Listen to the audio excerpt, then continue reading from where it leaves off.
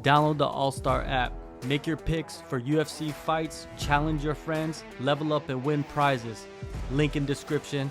Get it now. UFC Tampa is upon us, the last event of the 2024 calendar. Man, the year has gone by really fast. There has been incredible fights, probably most of them I don't remember that happened this year, and then someone's gonna remind me like that happened in February or March or whatever, and it's crazy, man. But they ended with a pretty, I think it's a pretty decent matchup in the main event. This will be the last fight of 2024, so they gotta bring something to it. And it's Tampa, it's an arena, so they give you a welterweight. Originally, it was Ian Gary versus Jaoquin Buckley, which is understandable for a main event. That was a pretty exciting matchup stylistically, but Ian Gary got the opportunity against Shavkat. Now Covington slides in against Buckley. Covington's in this situation where he's taking advantage of every situation. Dude, he's always taking advantage of every situation. It doesn't matter if he's sitting out or he's stepping in short notice or he's on a full camp or he's talking crazy. Somehow, some way, he weasels himself in somewhere, right? And this is like the opportunity for him to kind of get back into the mix. Yeah. Right? Definitely. What do you think of the match? I think Covington saw the opportunity and just went right at it. Like he saw Ian Gary pulled out. He thinks Buckley's probably a favorable matchup in his eyes, and he saw that as a way to get himself back into the title conversation. Because with this guy, man, one win against any ranked opponent and then he's back in the title conversation somehow. It doesn't make any sense.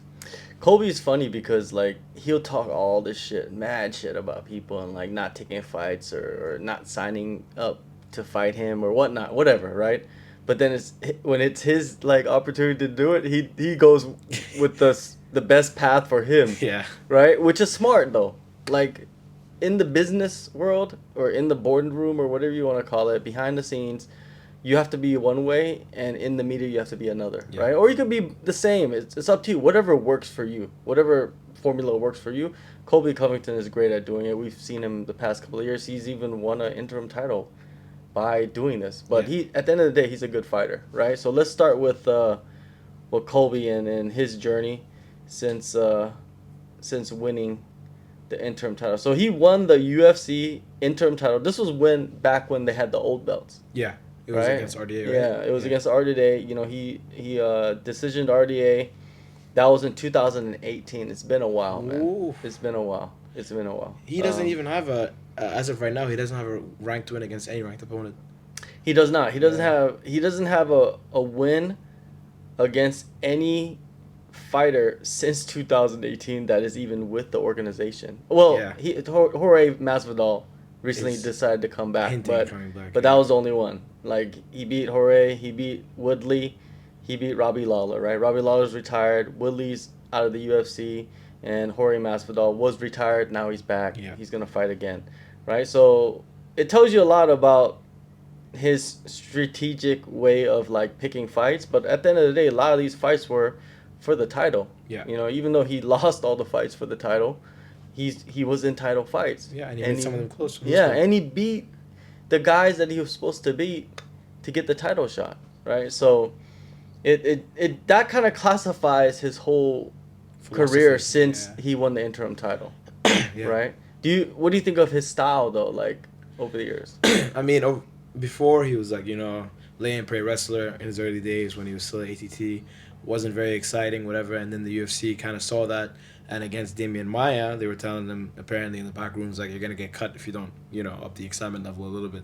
So then he started to introduce the trash talking and the brash persona and all this, and his fighting style did become a little bit more chaotic, like akin to his name, and he would mix in all these little flurries on the feet and then mix them into takedowns. And it kind of worked out for him in the first Usman fight. It was doing good on the feet and on the ground, didn't get taken down. Second Usman fight, it was almost a draw in my eyes. But then now, in his most recent performance against Leon, it was lackluster to say the least. He did not look himself. He did not look like in his prime. He looked slow. He looked old. Couldn't take Leon down until the fifth round. And even with that, he didn't have any success with it.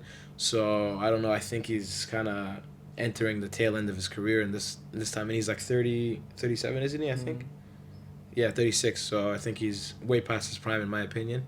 And in terms of the matchup, I mean, it's interesting, given that Buckley's on a very good streak now, and people used to consider Buckley like as a journeyman that wouldn't really amount to anything, but now look at where he's come. Yeah, definitely. Buckley, he's known to fight at middleweight, but since his drop to welterweight, which happened in 2023 May against Andre Fiallo, he got a second round head kick knockout. After that, he beat Alex Morono, who's a tough fight for Yeah. anybody, by decision. Then he came and got his biggest win of his career against Vicente Luque, second round TKO on the ground. And then he fought. He actually took a chance, man, and fought kind of like a no-name dude in There's also Ruzi Boev. yeah, Ruzi Boev and got a decision win over him. That was a dangerous fight, man, yeah, for very. anybody, right? And then it actually like I think he took that for the company, and that's why they gave him the Thompson fight. Yeah, the favorite in And terms of fight. Yeah. and was he losing that fight? You think? In my opinion, he was. I think he was getting picked apart in the feet in the fight. It was. I think on the judges' scorecards, it was 1-1, and he was losing the third round as well. So it probably would have went to Steven. But Steven, even at his old age, bro, he's still hanging with the best. He's beating Kevin Holland, beating all these good guys. His striking has not diminished one bit. And even his takedown defense hasn't diminished one bit. Buckley did get him down a couple times in that fight, but couldn't really do much with it because Steven would stand up. But yeah, that's a hard fight for anyone, man. Stephen Thompson's still a OG, and Buckley showed that he got him out of there. Finished him in the third round, had a great performance that day, and now earned himself the show with Covington, which is an interesting matchup. Yeah, the one thing that sticks out about Buckley is that he's been staying really active. Yeah, very. Throughout this year, even this is his fourth fight this year. Covington has had 4 fights In the past 4 years. since 2020. Yeah. 2020 since 2020 he's had 4 fights.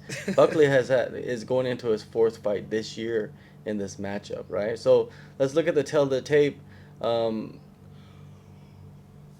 Age. What's the age of these guys? Buckley's 30, and Yeah. then Covington is It's 36. 36, which is not good, especially with the style that Covington has. Yeah. That's not. I think it leans more towards. Sometimes being older is better, but in this case, I don't feel like it will because the style that Covington has is just like cardio pace. As you get older, you don't want to be cardio pace. Yeah. You want to take the easy route, which is like knockout power and all that. But he doesn't have that, so that's kind of interesting. Colby's taller, but he is deficient by 4 inches in reach. Buckley has a 4-inch reach advantage. Very good on his side, yeah. Man, Colby Covington in his last couple of fights, right? We watched him fight. He disappointed me tremendously against Leon Edwards. Yeah. I thought he was gonna go in there and give one of his like classic performances, and he went in there and got like goose egged by Leon Edwards. Goose egged. Yeah, What does that mean? goose egg means like he did nothing, Ah, okay, yeah. right? Like Yeah. 0 points. Practically, yeah. He Yeah. did nothing, yeah. Yeah, 50, so 45. he almost just gave Leon Edwards the fight. Yeah. Like by fighting the way he did, it just almost put Leon in cruise control and won the fight, right? Yeah. And then when Leon went against Bilal Muhammad, which I think the thing about Colby is I feel like Colby could fight that style of like Bilal Muhammad does, but he just doesn't. And it just shows you that Bilal Muhammad is just a more improved version of Colby Covington. I mean, I don't know if Colby doesn't. I mean, I think it might be a case of where he can't anymore. I just think he can't hang with the speed of these young, hungry athletes at this stage of his career. Because the first thing that goes with you with age is speed, and then mental acuity as well when you're in the game, when you're in the fight game and whatnot. Especially considering the amount of damage he's taken in his career, the amount of times he's been dropped. He hasn't been finished, I don't think, but against Usman he got finished, but.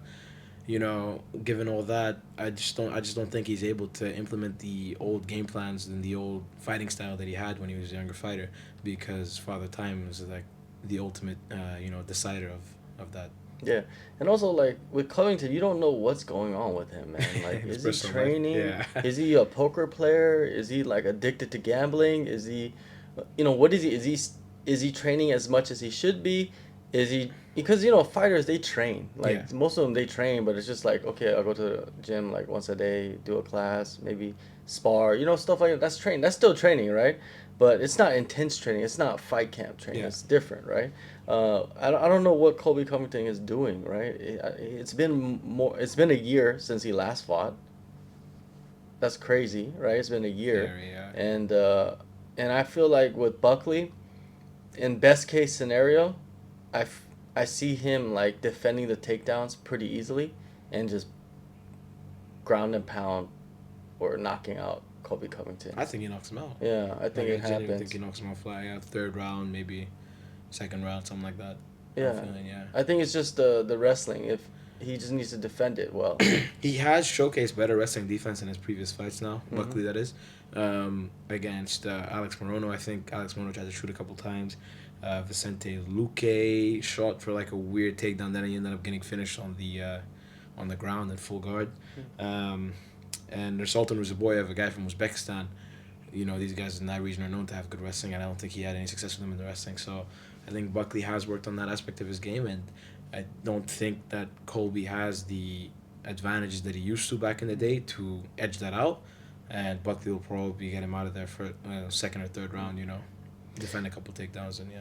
Yeah, I agree. Colby Covington is not the same Colby Covington that we saw, that beat up RDA. Like that Colby Covington He is didn't gone. beat up 40. That was 48-47. It was like 3-2. Well, It was pretty close. Okay, it was close, but he still beat him. You Yeah, know what I mean? yeah, He beat yeah. RDA, and Very RDA good. was still high level at that time. Yeah. Right? Still He was championship still level. like, he was like 33-34, so Exactly, he was right? still in his prime, yeah. So like I don't think we have that, like the Kobe Covington that fought Usman the first fight. Like Yeah. that level of like that Kobe is gone. That's gone. And Buckley is like just entering his prime. Covington is exiting his prime. Yep. That is not a good sign for Covington. I don't underestimate Covington's striking though. Striking is not too bad. It's much Yeah. improved, right? But Buckley, he can't be too loose on the feet, Yeah. and because you could always get caught by somebody. Like Covington throws head kicks. Yeah, but he doesn't have too much power in anything. But he could, it's a You fight know, game. yeah, You exactly. can get caught. You Yeah. never know, right? You never know. And like Buckley had a bad weight cut.